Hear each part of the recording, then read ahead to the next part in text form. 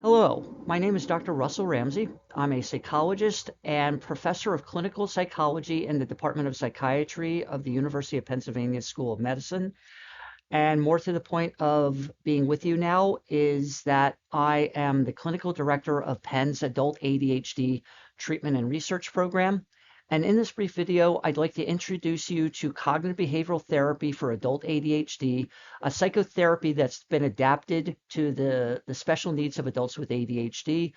And as a means of illustrating how it can be helpful, I'm going to use the example of dealing with procrastination, probably one of the more common, if not the most common, issue that brings adults with ADHD to treatment. I was asked to do this brief talk by Kazim Trust, a nonprofit organization established in Pakistan that provides services for individuals with ADHD and learning differences. And it also aims to spread awareness and break the stigma associated with ADHD and learning differences. And more specifically, this video is part of the expert series. But what are the premises on which we base the modification of CBT, which is different than cognitive behavioral therapy for depression or anxiety, some of the conditions for which it was first developed? One is the very understanding of ADHD, rather than just about attention, hyperactivity, or impulsivity. The field is now thinking about ADHD as a developmental syndrome of impaired self-regulation or self-control. And you may have heard the term the executive functions, which are the behaviors that we rely on for our self-control. Everybody has the executive functions.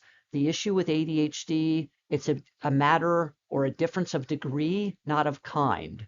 The executive functioning skills fall along a continuum of functioning, with individuals with ADHD falling at the end where they experience many more symptoms and many more life difficulties as a direct result of ADHD. Consequently, ADHD is considered an implementation or performance problem, not lack of knowledge of what to do. Most of my clients will say, I know exactly what I need to do. I just can't get myself to do it when I need to do it. And this could be for the necessary coping skills or strategies necessary to manage a task or an endeavor or some sort of life role, like in the workplace or being a student.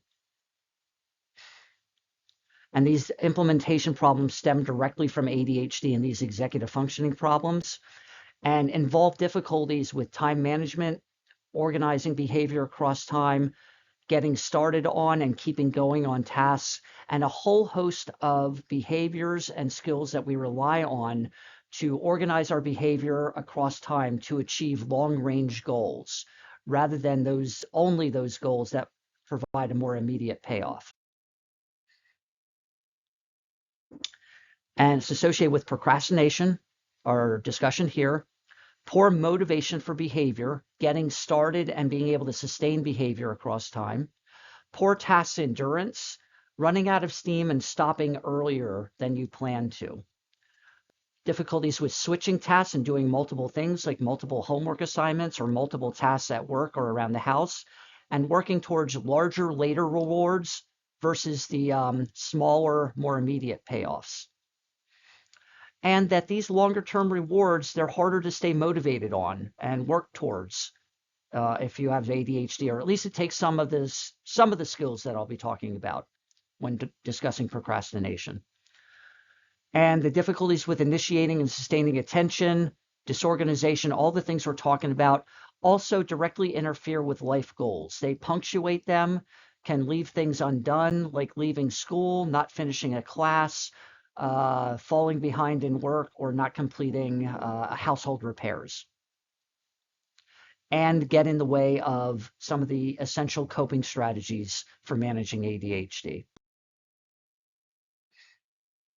These difficulties can be magnified by coexisting depression or anxiety, learning differences, medical problems, as well as any other life stressors that would affect anybody, but that increase the likelihood of disengagement, interrupting, stopping, greatly delaying pursuit of your goals, and things like a degree at school, a promotion at work, any other things that are directly important for you in your life. And they also affect different levels of experience, which provide the different domains, at least how I think about cognitive behavioral therapy for adult ADHD. The cognitive piece, that is the cognitive in cognitive therapy for ADHD, are our thoughts and beliefs and our interpretations of situations that may have happened already, or our expectations or predictions about future situations, like a task that we plan to do. And a common theme I hear is self-mistrust related to ADHD. I know I can do it, but I don't know if I will do it when I plan to do it. And that consistent inconsistency that is stressful and frustrating for adults with ADHD. The behavioral facet, taking the steps necessary to achieve your goals, meeting your or others' needs, meeting obligations, being able to engage with these steps. And also these steps can be some of the coping strategies for ADHD, like time management and using a daily planner and several others, more than we'll get into today. The emotional piece that I mentioned is a central piece of ADHD, your emotional reactions. People with ADHD can tend to overreact, even though it's not that bad. And also motivation is the ability to make yourself feel enough like getting started on something.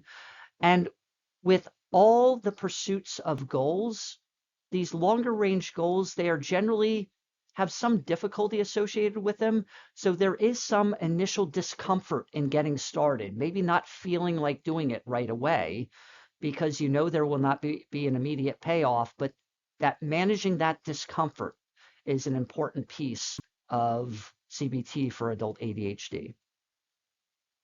There are specific implementation strategies that help you switch from not doing something and just thinking about doing it to just doing it. Now, it alone may not always work, but combined with some of the other tools and tactics for managing ADHD, this implementation intention strategy has been found to be a very useful part of our program.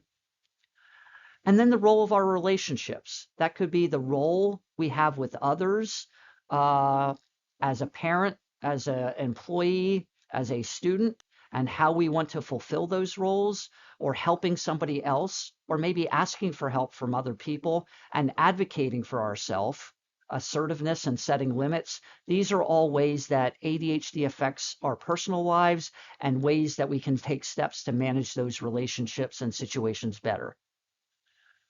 And the relationship with your therapist, and this could also be a teacher or a coach or somebody else who's supporting you, is a vital source of empathy, support, and helps improve the focus on affecting or putting these strategies into play. Now, to illustrate procrastination, I'm going to use a very specific type of procrastination called procrastivity. It's a made-up word that I heard from somebody else.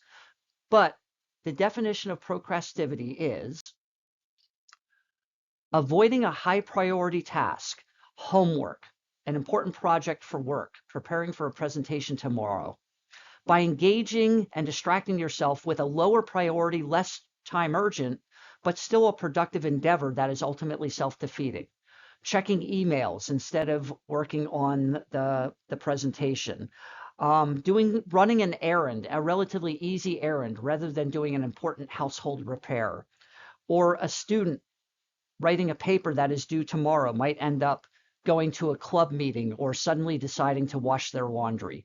Things that are less important, that are really an escape from the higher priority task.